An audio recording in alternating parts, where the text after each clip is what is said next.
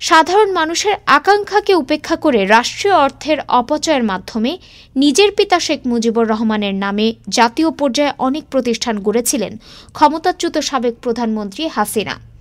আবার সেসব প্রতিষ্ঠানে দান করলে করদাতাদের জন্য আয়কর রেয়াতের আইনও চালু করা হয়েছিল। এবার এখান থেকে সরে এলো ডক্টর মোহাম্মদ ইউনূসের নেতৃত্বাধীন অন্তর্বর্তী সরকার। জাতীয় রাজস্ব বোর্ডের জারি করা প্রজ্ঞাপন সূত্রে এ তথ্য জানা গেছে।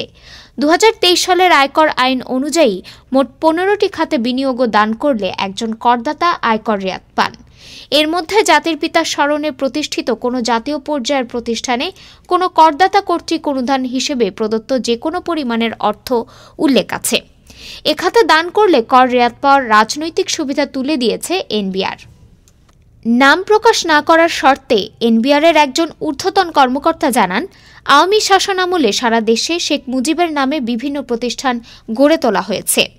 তার স্মরণে প্রতিষ্ঠিত প্রতিষ্ঠানে দান করলে কর রেয়াতের বিধান রাখতে বাধ্য হয়েছিল এনবিআর।